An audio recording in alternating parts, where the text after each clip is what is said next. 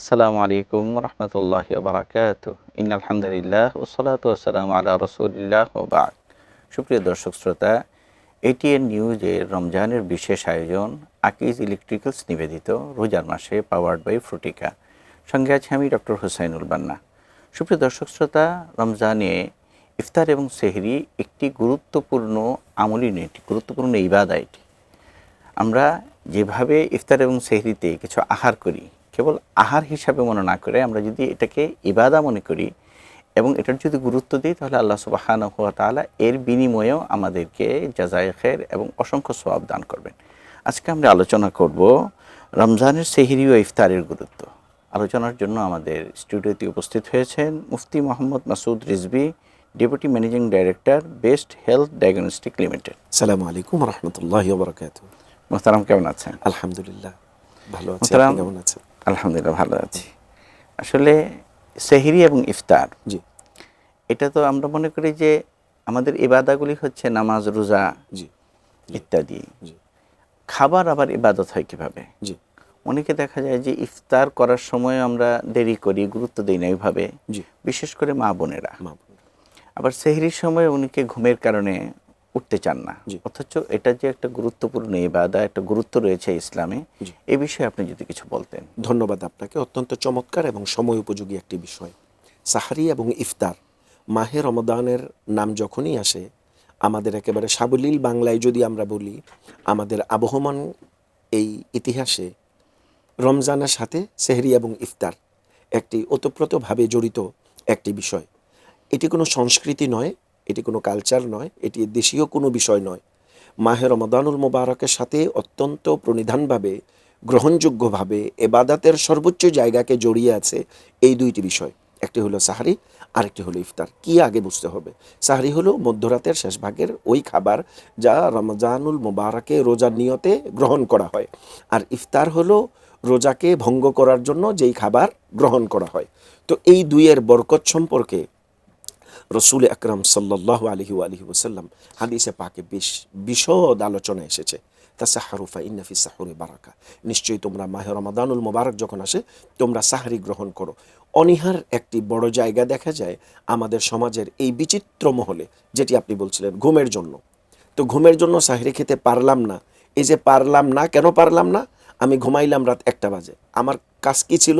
আমি বসে বসে ফেসবুকিং করছি, আমি মার্কেটে ঘুরে বেড়াইছি। তো আমি সব কাজ করে ঘুমাইলাম রাত 2টা বাজে। তো 2টা বাজে ঘুমালে আপনি উঠবেন কেমন করে?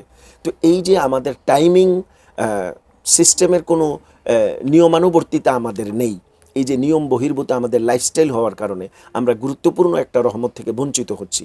রসুল করিম সাল্লাল্লাহু আলাইহি ওয়াসাল্লাম যখন মদিনাল মুনাওয়ারাতে গেলেন, তখন দেখলেন আহলুল কিতাব যারা অন্যান্য গোত্রে, তারাও উপবাস করছে।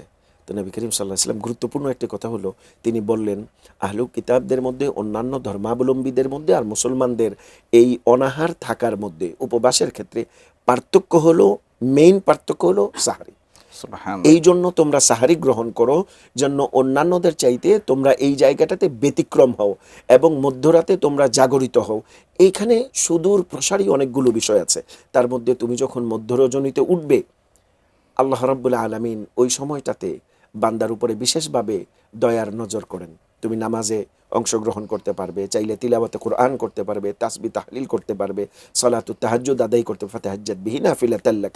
তো এই যে গুরুত্বপূর্ণ ইবাদাতগুলো আমাদের প্রাত্যহিক জীবন থেকে ছুটে যাওয়ার যেই প্রবল একটি সম্ভাবনা দেখা যায়, রমাদানুল মুবারকে সাহারি গ্রহণকে কেন্দ্র করে শুধুমাত্র মধ্যরাতে যদি আমরা জাগরিত হই, অনেক হারিয়ে যাওয়া ইবাদত কিন্তু আমরা ফিরিয়ে আনতে পারবো আমাদের জীবনে। এটি গুরুত্বপূর্ণ একটি বিষয়। অনেকে আমরা কিন্তু সেহরিতে উঠি, কিন্তু দেখা যায় যে আপনি যে আলোচনা করছিলেন যে ফাতাহাজ্জাত বিহি নাফিলাতাল্লাহ, উঠেছি যেহেতু 2 রাকাত 4 রাকাত যদি নামাজ পড়ি, জি, এটা তো তাহাজ্জুদের নামাজ, জি গুরুত্বপূর্ণ একটি নামাজ। এবং আপনি বলছিলেন যে আল্লাহর বিশেষ রহমত এই সময় জি সারা বছর চলে, জি জি রমজানে তো আরো বেশি। অবশ্যই বেশি।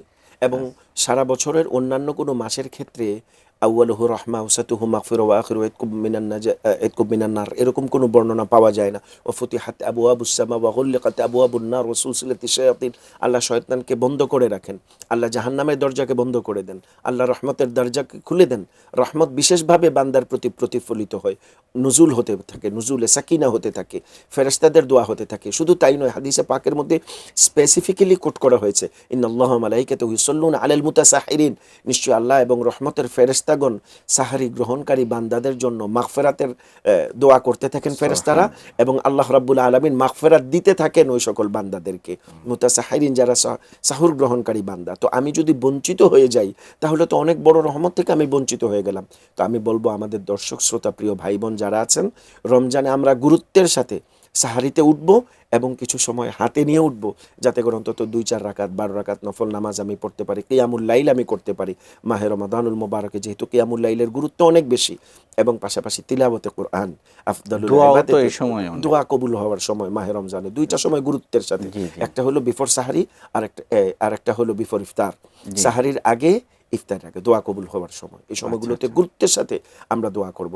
আমরা আয়োজন নিয়ে ব্যস্ত থাকি, এই সময় কত গেল রে, এই হলো রে, সেই হলো রে। এবং আরেকটা গুরুত্বপূর্ণ বিষয়, সাহারির শেষ সময় যখন হবে, ডিক্লারেশন যখন হবে, তখনই আমরা সাহারি খাওয়া বন্ধ করব।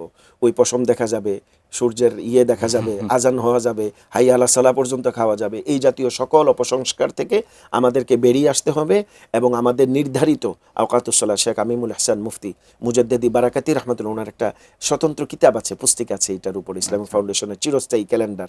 তো আমাদের মহল্লার মসজিদ থেকে যখনই বলা হবে সাহারির সময় শেষ, তখনই খাওয়া বন্ধ করে দিতে হবে। এর পরবর্তীতে এক্সটেনশন করে খাওয়ার পানাহার করার কোনো সুযোগ অনেক সময় আছে যে আমরা ইফতারের বিষয়টা, বিশেষ করে যে অফিস থেকে আসছে বা আমরা মার্কেট থেকে কেউ ফিরছে, তখন দেখা যায় যে রাস্তায় আপনার ইফতারের সময় হয়ে গেছে, আমরা ইফতার ভাঙি না, আমরা মনে করি যে বাসায় যে ভাঙবো। বিষয়টা কেমন? বিষয়টা হলো, রাসূল করিম সাল্লাল্লাহু আলাইহি ওয়াসাল্লাম অত্যন্ত জোর দিয়েছেন ইফতার ওয়াক্ত, ইফতারের সময় হওয়ার সাথে সাথে আমাদেরকে ইফতার করে ফেলতে হবে।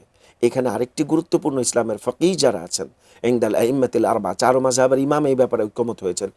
ইফতারের সময় হওয়ার সাথে সাথে, ইফতারের সময়ে সম্পৃক্ত হলো সূর্যাস্তের সাথে, আজান দেরিতে হলেও ইফতারের সময় যদি হয়ে যায় আমি ইফতার করে নিব। অনেক সময় হতে পারে মুয়াদ্দিন দেরিতে আজান দিচ্ছেন, আমি যদি জানি স্পেসিফিক টাইম যদি আমার জানা থাকে যে সূর্যাস্ত হয়ে গিয়েছে, ইফতার গ্রহণের সময় হয়েছে, আমি ইফতার করে নিব। কিন্তু আমরা শিওর হওয়ার জন্য আমরা আজানটাকে ফলো করি। তো আমাদের যে সকল ভাই বন্ধুগণ আমরা কাজে কর্মে বাহিরে থাকি, আমাদেরকে এটাও সচেতন থাকতে হবে, দেরি করা যাবে না। ইফতারের সময় হলে খুব দ্রুততার সাথে আমাদেরকে ইফতার করতে হবে। প্রয়োজনে 1 ঢোক পানি অথবা খেজুর দিয়ে সুন্নত, আপনি বড় করে ইফতার বাসায় গিয়ে আরামসে করলেন, সেটা ভিন্ন ব্যাপার। বাট ইফতার মানে সাথে সাথে শুধু রোজা ভাঙা, রোজা ভাঙা, জি। বাকি ইফতার বলতে আমরা যা বুঝি, মানে আমাদের তো ইফতার মানে মহাযজ্ঞ, কর্মযজ্ঞ, মহা আয়োজন, খাবারের মহা আয়োজন, মহোৎসব বলা যায়।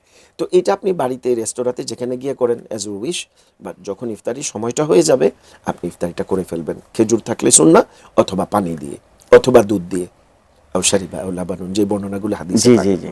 তো এখানে আমরা যেরকম ভাবে নিজে ইফতার করব, অন্যকে তো ইফতার করানোর মধ্যেও আলাদা একটা বড় গুরুত্বপূর্ণ একটি বিষয়। একটি কথা হলো সাহারি এবং ইফতার নিজে করা, আরেকটি হলো অন্যকে করা। ইউহিব্বু লিনাফসিহি ওয়া ইউহিব্বু লিন-নাস, রাসূল করিম সাল্লাল্লাহু আলাইহি ওয়াসাল্লাম হাদিসের মধ্যে বলেছেন, তোমরা যে জিনিসটি নিজের জন্য পছন্দ করো, অন্যের জন্য সেম জিনিসটি পছন্দ করো, এগুলো মুমিনের আলামত। তো আমরা সাহারি নিজে করব, আরেকজন রোজাদারকে ইফতার করাবো। রাসূল করিম সাল্লাল্লাহু আলাইহি ওয়াসাল্লাম হাদিসে পাকের মধ্যে স্পষ্ট বলেছেন, একজন রোজাদারকে ইফতার যদি কোনো ব্যক্তি করায়, পূর্ণ রোজার সওয়াব আল্লাহ রাব্বুল আলামিন সেই বান্দাকে দান করেন। অতএব আমরা সাহারি ইফতার নিজেরাও করব, অন্যকেও করাবো, এর বরকত আমরা লাভ করব। জাযাকাল্লাহ, আপনি আমাদেরকে সময় দিয়েছেন, আপনাকে ধন্যবাদ। ধন্যবাদ আপনাকে এবং এটিএন নিউজ পরিবারকে। হাইয়াকুমুল্লাহ। শেষ করছি আজকের আয়োজন, দেখা হবে নতুন কোনো পর্বে ইনশাআল্লাহ।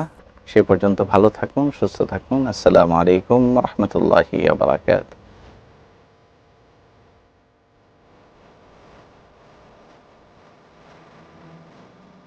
সৌজন্যে Akij electricals, powered by Frutika.